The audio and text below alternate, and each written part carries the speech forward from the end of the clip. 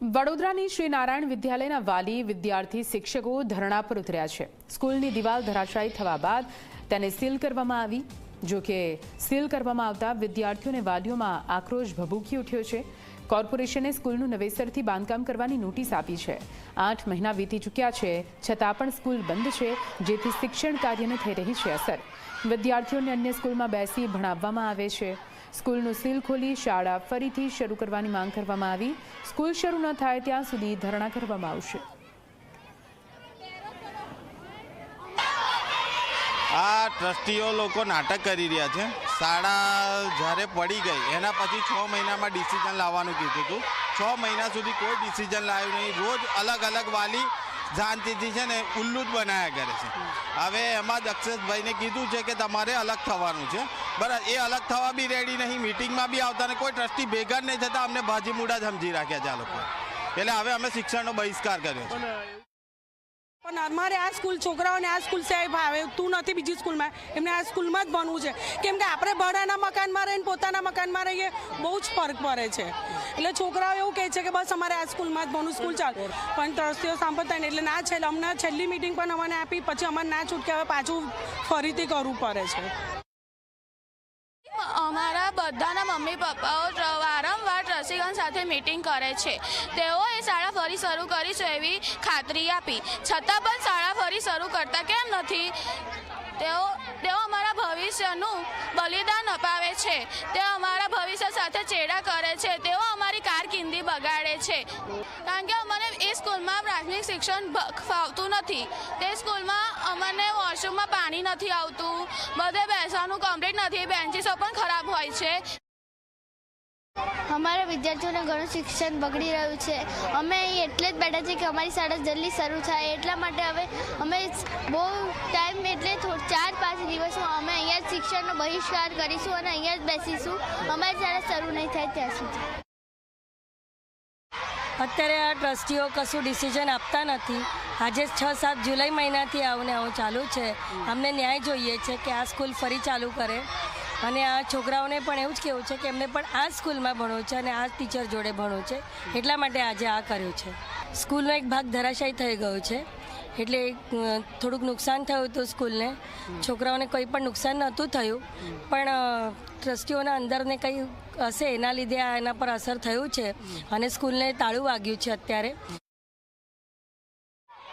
વડોદરાના વાઘોડિયા રોડ પર ગુરુકુળ 4 રસ્તા પર આવેલી શ્રી નારાયણ વિદ્યાલયની એક દિવાલ ધરાશાયી થઈ હતી। ત્યારથી લઈને આજ દિન સુધી સ્કૂલ બંધ છે, કારણ કે કોર્પોરેશન દ્વારા સ્કૂલને અનફિટ જાહેર કરીને સીલ મારી દેવામાં આવ્યું છે અને સ્કૂલને જમીનદોસ્ત કરીને નવેસરથી બનાવવા માટે સ્કૂલના સંચાલકો અને ટ્રસ્ટીઓને નોટિસ આપવામાં આવી છે। તેમ છતાં પણ સ્કૂલના ટ્રસ્ટીઓ કોઈપણ પ્રકારની કામગીરી કરતા નથી અને બાળકો અને તેમના વાલીઓને અંધારામાં રાખી રહ્યા છે, જેના વિરોધમાં આજે સ્કૂલના વિદ્યાર્થીઓ, વાલીઓ, તમામ લોકો અહીંયા ધરણા પર બેઠા છે સ્કૂલ પર। જ્યાં સુધી આ સ્કૂલ શરૂ નહીં થાય ત્યાં સુધી શિક્ષણનો બહિષ્કાર કરશે। સાથે જ જે છે તે ટ્રસ્ટીઓ સામે લડી લેવાના મૂડમાં હવે વિદ્યાર્થીઓ, વાલીઓ અને જે શિક્ષકો છે તેઓ પણ આવી ગયા છે। આપ જોઈ શકો છો કે શિક્ષકો પણ ધરણા પર બેઠા છે, પોસ્ટર, બેનર સાથે અહીંયા ધરણા પર આ તમામ લોકો બેઠા છે, જેમાં લખવામાં આવ્યું છે કે શું અમને આ શાળામાં ભણવાનો અધિકાર નથી? ટ્રસ્ટીઓ સાથે લડીશું, બાળકોનું ભવિષ્ય બચાવીશું, બાળકો અમારો શું વાક, એ પ્રકારના જે સ્લોગન છે તે પોસ્ટર પર લખ્યા છે અને અમારી શાળા શરૂ કરોના નારા જે વિદ્યાર્થીઓ લગાવી રહ્યા છે, કારણ કે 8 મહિનાથી આજે શ્રી નારાયણ વિદ્યાલય છે તેને બંધ કરી દેવામાં આવી છે, સ્કૂલ પર સીલ કરી દેવામાં આવ્યું છે। તેમ છતાં પણ ટ્રસ્ટી દ્વારા કોઈપણ પ્રકારની કાર્યવાહી નથી કરવામાં આવતી। વાલીઓનો આક્ષેપ છે કે ટ્રસ્ટીઓની અંદર ડખા ચાલી રહ્યા છે અને તેના કારણે વિદ્યાર્થીઓના જે શિક્ષણ છે તેના પર અસર થઈ રહી છે, કારણ કે હાલમાં વિદ્યાર્થીઓને અન્ય સ્કૂલમાં બેસાડીને ભણાવવામાં આવી રહ્યા છે અને તેના કારણે વિદ્યાર્થીઓને મન નથી લાગી રહ્યું, ત્યાં વ્યવસ્થિત સુવિધા નથી અને તેના કારણે જ વિદ્યાર્થીઓને ફરીથી આ શાળા શરૂ થાય તેવી માંગ સાથે આજે ધરણા પર બેઠા છે। હવે જોઈ રહ્યું કે શું રાજ્યનું શિક્ષણ વિભાગ આ સમગ્ર મામલામાં દખલગીરી કરે છે।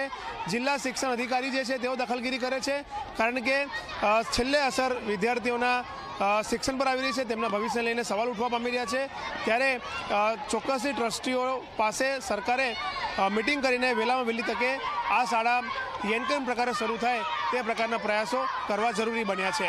કેમેરામેન મુકુંદ દવે સાથે રવિ અગ્રવાલ, ઝી મીડિયા, વડોદરા। તો વડોદરાની શાળા મામલે ધરણા કરવાનો મામલો વાલીઓ અને શિક્ષકો સ્કૂલ સંચાલક દક્ષેશ શાહના ઘરે પહોંચ્યા. ભાજપ કોર્પોરેટર નૈતિક શાહના પિતા છે દક્ષેશ શાહ. વાલીઓએ દક્ષેશ શાહનો ઘેરાવ કર્યો અને જવાબ માંગ્યો. વાલીઓએ સ્કૂલ ચાલુ કરવા માટે રજૂઆત કરી છે. આપને જણાવી દઈએ, વર્ષ 2018થી શાળા જર્જરિત હોવાના પત્રો પણ લખ્યા હોવાનું દક્ષેશ શાહનું કહેવું છે. જર્જરિત સ્કૂલ હોવા છતાં ટ્રસ્ટીઓ વિદ્યાર્થીઓને ભણાવતા હોવાનો આરોપ લગાવવામાં આવ્યો. દક્ષેશ શાહ અને ટ્રસ્ટીઓ એકબીજા પર આરોપ પ્રત્યારોપ મૂકી રહ્યા છે. ટ્રસ્ટી અને સંચાલકના વિવાદમાં વાલીઓ થઈ રહ્યા છે પરેશાન.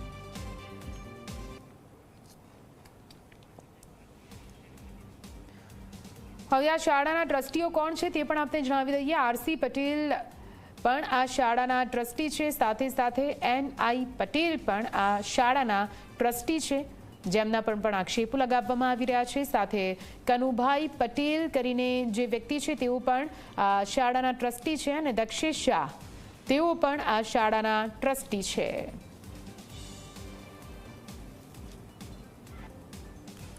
એ હું જાણતો હતો કે આ બિલ્ડિંગ ચાલે એવું નથી, એટલે 4 વર્ષથી મેં બિલ્ડિંગમાં સ્કૂલમાં પગ મૂક્યો નથી. છતાં પણ વિદ્યાર્થીના હિતમાં મેં કાયમ માટે લેટર લખેલા છે અને લેટરના પુરાવા બી જ્યારે બિલ્ડિંગ પડી ગયું ત્યારે પોલીસ સ્ટેશનમાં બી એ જ ટાઈમે આપેલા છે.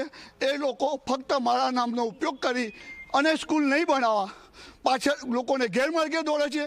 એ લોકોએ 7મા મહિનામાં ઠરાવ કરેલો છે. મને ઠરાવની તારીખ માટે લેટર જોઈએ છે.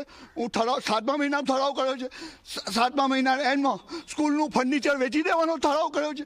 દર ફેરી નવી વાતો કરી વાલીઓને મિસગાઈડ કરે છે. હું એટલે જ હું એનો વાંધો લઉં છું અને બહુમતીના જોડે એ લોકો ટ્રસ્ટમાં બધા કામ પાસ કરાવી દે છે. આ કામ નથી કરવું એટલે મારો ઉપયોગ કરે છે.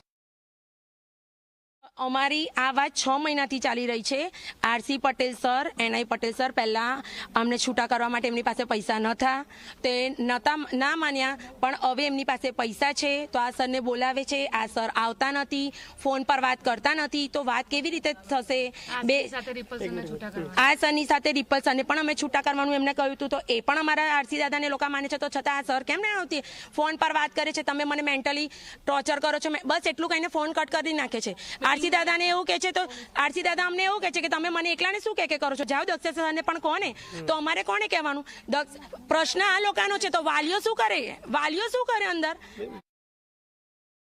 એમણે જે પ્રમાણે કહ્યું ને કે આ સ્કૂલમાં ભયજનક છે એટલે હું વિરોધ કરું છું, તો અમારી માંગણી જમીન દોષ કરીને નવી શાળા બનાવવાની છે, બરાબર? અને એ તો શાળા બનાવવા એગ્રી જ નથી, એ તો છૂટા થવામાં જ એગ્રી છે. અને એમનો જે ભાવ છે અત્યારે હાલ અમારા ટ્રસ્ટીઓ એ પ્રમાણે એમને અને રિપલભાઈને છૂટા કરવા માટે તૈયાર છે. પણ હવે મિટિંગ કોને આપવાની? એમને આપવાની છે અને અમારા ટ્રસ્ટીઓને લેવાની છે. એમાં અમારે કોઈ લેવા દેવા ના હોય.